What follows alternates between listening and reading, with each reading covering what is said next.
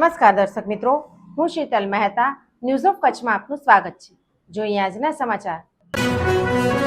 ભુજમાં અદ્યતન આયુર્વેદ હોસ્પિટલ આવેલ છે, જ્યાં તમામ રોગોની નિઃશુલ્ક સારવાર આપી દવાઓ પણ વિના મૂલ્યે અપાય છે. આયુર્વેદ ચિકિત્સા પદ્ધતિમાં જેમને શ્રદ્ધા હોય તેમના રોગ જરૂરથી મટી શકે છે. ભુજમાં ખૂબ જ અદ્યતન આયુર્વેદ હોસ્પિટલ આવેલ છે. આ હોસ્પિટલમાં આયુર્વેદના નિષ્ણાંત ડોક્ટરો વૈદ્ય સેવા આપે છે. 20 બેડની આ હોસ્પિટલમાં પંચકર્મના માધ્યમથી તથા આયુર્વેદ, હોમિયોપેથિક, યોગ વગેરે દ્વારા ઉપચાર કરવામાં આવે છે. ખૂબ જ ધીરજ, આયુર્વેદમાં વિશ્વાસ, માર્ગદર્શન પ્રમાણે આહાર લેવાનું રખાય તો રોગ જડમૂળથી નાબૂદ થાય છે, તેમ ડોક્ટર વૈદ્ય બરથાબેન પટેલે જણાવ્યું હતું. તેમણે ન્યૂઝ ચેનલ સાથે વાત કરતા જણાવ્યું કે હું વૈદ્ય બરથા પટેલ, વૈદ્ય પંચકર્મ, સરકારી આયુર્વેદ હોસ્પિટલ, ભુજ, કચ્છ. ખાસ કરીને આયુર્વેદમાં એક વર્ષ દરમિયાન જોઈએ તો કેટલી ઓપીડી રહે છે? ભુજમાં આપણી 20 બેડની પંચકર્મ આયુર્વેદિક હોસ્પિટલ આવી છે અને તમામ પ્રકારના રોગોનો આયુર્વેદ, હોમિયોપેથી અને યોગ દ્વારા અહીંયા ટ્રીટમેન્ટ આપવામાં આવે છે. સ્પેશિયલી પંચકર્મની ચિકિત્સા પણ અહીંયા કરી છે તમામ પ્રકારના રોગોમાં, અને અત્યાર સુધી લગભગ 43,397 જેવા લોકો એ ઓપીડીમાં આયુર્વેદ ચિકિત્સાનો લાભ લઈ ચૂક્યા છે એક વર્ષમાં.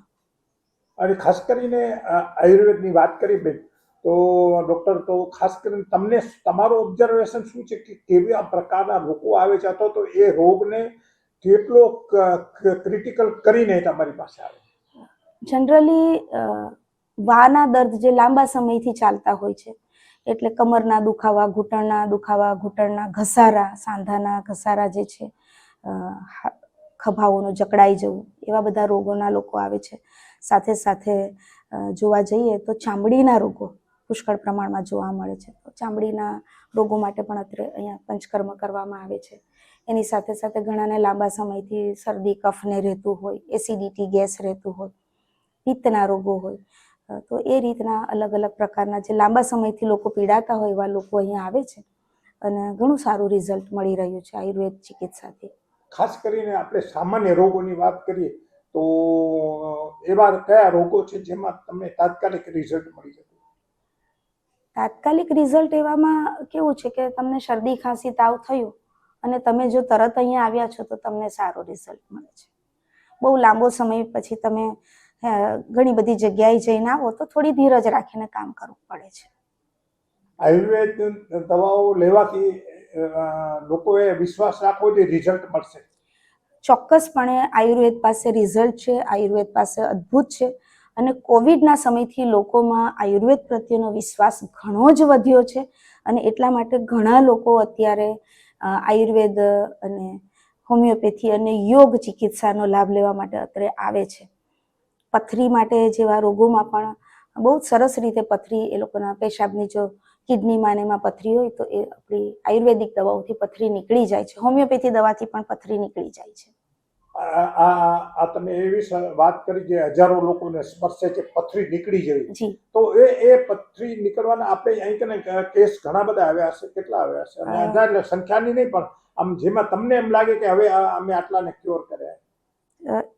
પથરી નીકળ્યાનો ડેટા તો અત્યારે નથી અમારી પાસે કરેલો, પણ જનરલી ઘણા બધા લોકો પથરીની દવા માટે આવી રહ્યા છે અહીંયા અને એના રિઝલ્ટ મળે છે, કારણ કે પથરી નીકળે છે એ પાછા લઈને પણ આવે છે કે આ પથરી નીકળી.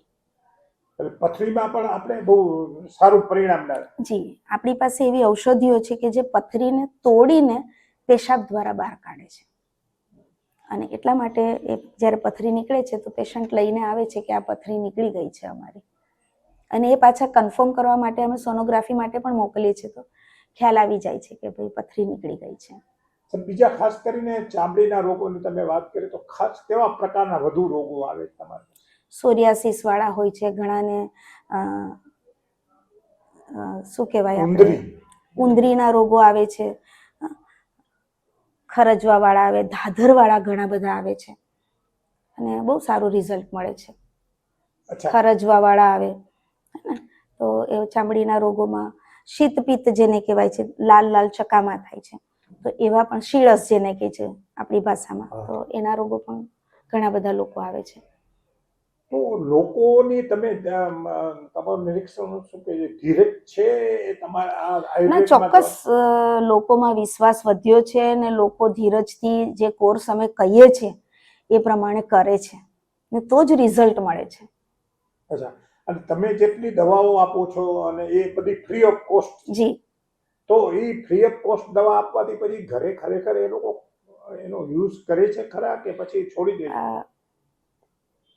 ચોક્કસ એને રિઝલ્ટ મળે છે એટલે કરતા હોય તો વિશ્વાસથી જ ચાલવાનું છે કે એમણે દવા લીધી જ છે, કારણ કે અમે અઠવાડિયે અઠવાડિયે બોલાવીએ છીએ અને અઠવાડિયે અઠવાડિયે નિયમિત આવે છે, તો એ વસ્તુ બતાવે છે કે એની પૂરી થઈ ગઈ છે એટલે લેવા માટે આવ્યું છે. એટલે એના પરથી જ ખ્યાલ આવે છે કે વ્યક્તિઓ જે વિશ્વાસ વધી રહ્યો છે એટલે નિયમિત દવા ખાય છે. તમે કે અગ્નિકર્મની વાત કરી, જી. શું ચીજ છે? એ એક પ્રકારની પેઇન મેનેજમેન્ટ ટ્રીટમેન્ટ છે કે સાંધાના જકડાઈ ગયા હોય, કમરના દુખાય કે ઘૂંટણના દુખાય તો ખાસ પ્રકારની એક અગ્નિકર્મ ચિકિત્સા કરવામાં આવે છે કે જેના દ્વારા એને તાત્કાલિક પેઇન રિલીફ મળે છે. અચ્છા, અને તમે કહ્યું કે જે બેક કમરમાં જે દુખાવો થતો હોય પાછળ, અને એ પણ આપણે આયુર્વેદમાં બરાબર થઈ જાય, જનરલી ઓપરેશન માટે ડોક્ટરો કહેતા હોય છે. ઘૂંટણના ઘસારા હોય છે, કમરનો દુખાવો હોય છે, ગરદનનો દુખાવો હોય છે. Part ખાસ two. પ્રકાર જે ઘૂંટણના ઘસારા હોય છે, કમરનો દુખાવો હોય છે, ગરદનનો દુખાવો હોય છે, તો એમાં અમે ખાસ પ્રકારનું તેલ ભરીએ, એને ગ્રીવા બસ્તી કહીએ, કટી બસ્તી કહીએ, જાનુ બસ્તી કરીએ અને એ અઠવાડિયા એ રીતના અમે કોર્સ આપીએ છીએ એમને, અને એનાથી ઘણો બધો ફાયદો થાય છે એમને કે બહુ વધ્યું ના હોય તો એને બચાવી શકીએ છીએ. બેન, ખાસ કરી ડોક્ટર, યુવાનો વધુ આમાં વિશ્વાસ કરતા થયા છે કે એજેડ કે 55-60 વર્ષ ઉપર? યુવાનો કો કે મધ્યમ વર્ગીય કો કે સિનિયર સિટીઝન બધાએ જ ઘણો બધો લાભ લીધો છે.